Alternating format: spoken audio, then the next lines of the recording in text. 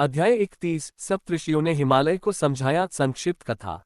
ब्राह्मण वेश में आए भगवान शिव की बातों से देवी मैना भ्रमित हो गईं। उन्होंने निश्चय कर लिया कि वे किसी भी स्थिति में अपनी पुत्री पार्वती का विवाह शिवजी से नहीं होने देंगी। क्रोधित होकर वे कोप भवन में चली गईं और सभी आभूषण त्याग कर भूमि पर लेट गईं। जब ये समाचार भगवान शिव को मिला तो उन्होंने सप्तऋषियों को हिमालय के पास भेजा। सप्तऋषि हिमालय के नगर पहुंचे, जहां उनका बड़े सम्मान और आदर के साथ स्वागत किया गया।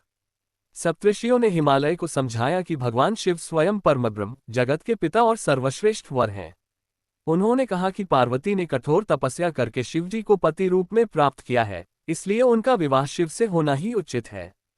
हिमालय ने विनम्रता से उत्तर दिया कि उनकी भी यही इच्छा थी, लेकिन एक ब्राह्मण द्वारा शिवजी की निंदा सुनकर देवी मैना का मन बदल गया है। अब वे इस विवाह के लिए तैयार नहीं हैं। तब सप्तऋषियों ने देवी अरुंधति को मैना के पास भेजा। अरुंधति ने प्रेमपूर्वक उन्हें समझाकर सभा में लाया। वहां सप्तऋषियों ने बताया कि तारकासुर के अत्याचारों से तीनों लोग पीड़ित हैं और उसका वध केवल भगवान शिव के पुत्र द्वारा ही संभव है।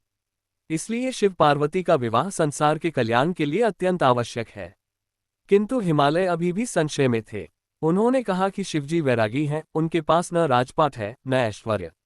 एक पिता होने के नाते वे अपनी पुत्री का विवाह सोच समझकर ही करना चाहते हैं। इस प्रकार सप्तऋषियों के समझाने के बाद भी हिमालय और मैना के मन का संशय पूरी तरह दूर नहीं हुआ और कथा एक नए मोड़ पर पहुंच गई। वन आगे क्या सप्तऋषि हिमालय और मैना का भ्रम दूर कर पाएंगे? क्या शिव पार्वती विवाह का मार्ग प्रशस्त होगा? जानिए अगले अध्याय में।